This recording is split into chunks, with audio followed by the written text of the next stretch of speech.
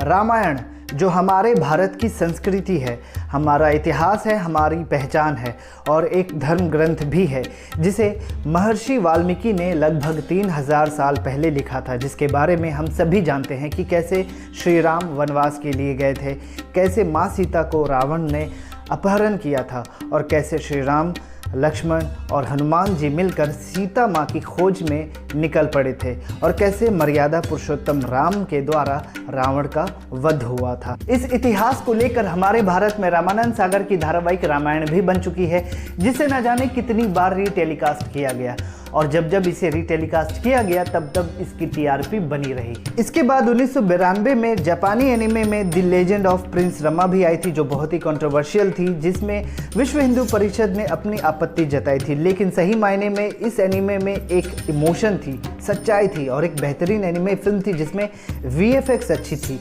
लेकिन भारत में जितने भी एनिमेशन बनाए गए हैं रामायण और हनुमान जी के ऊपर, जैसे 2010 की रामायण दी एपिक हनुमान, बाल हनुमान, दी रिटर्न ऑफ हनुमान जैसे न जाने कितने ही कार्टून्स बनाए गए हैं, लेकिन सिर्फ दी लेजेंड ऑफ प्रिंस रमा के अलावा सब के सब फ्लॉप कार्टून्स थे, जिसमें ना तो इमोशन था, ना ही वीएफएक्स अच्छी थी और ना ही एनिमेशन अच्छी थी।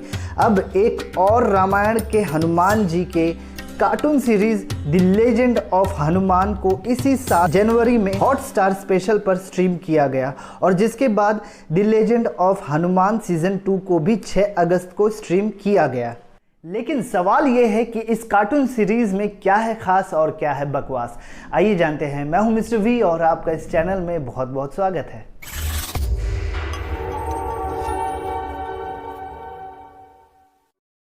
देखिए, रामायण की गाथा आप सभी को पता है, जिसके बारे में चर्चा ना करते हुए सीधे एनिमेशन की चर्चा करते हैं।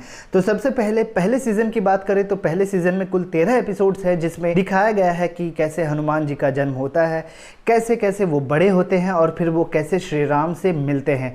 फिर दूसरे सीजन में कैसे माँ सीता को लंका से वापस लाने के लिए युद्ध की रणनीति तैयार करते हैं और कैसे राम सेतु बनता है। अब दोस्तों, सवाल ये है कि इस सीरीज के राइटर्स ने हनुमान जी और रामायण के ऊपर कितना रिसर्च किया है।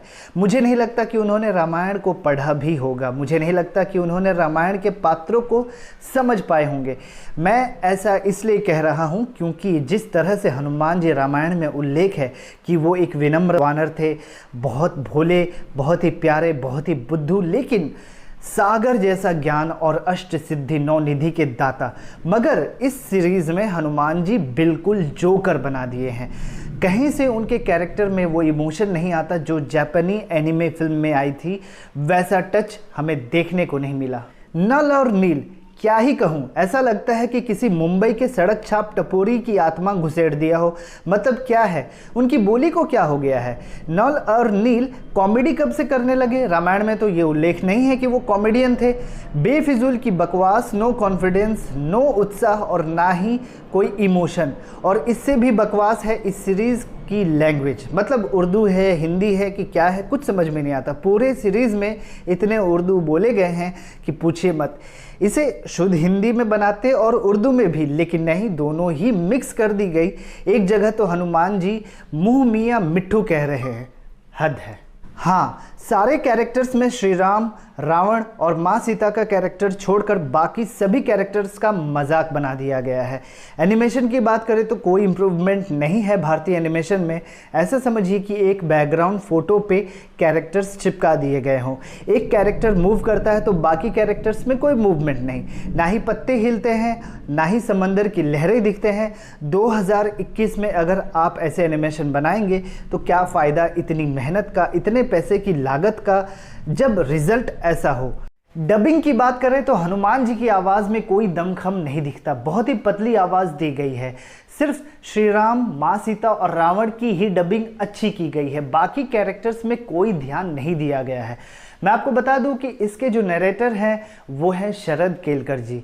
और एक बात मैंने नोटिस की है, जैसा कि रामायण में ये उल्लेख है कि जब श्री राम अपना समुद्र सेतु बना रहे होते हैं तो एक छोटी सी गिलहरी भी एक कंकड़ से उस सेतु के निर्माण में अपना सहायता देते हैं। लेकिन 13 एपिसोड्स बनाने के बाद भी उस कहानी को इस सीरीज़ में नहीं दिखाया गया है। तो क्या फ़ायदा ऐसी सीरीज़ को इतना लंबा बनाने में। और तो और रावण का वध देखने के लिए आपको तीसरे सीज़न का इंतज़ार करना पड़ेगा। वैसे मैं इस सीरीज़ को देना चाहूँगा 10 में से 6 स्टार्स। फिलहाल इस वीडियो में बस इतना ही। अगर आपको ये वीडियो पसंद आया हो तो सब्सक्राइब ज़रूर कर देना। मिलते हैं नेक्स्ट वीडियो में, तब तक के लिए धन्यवाद।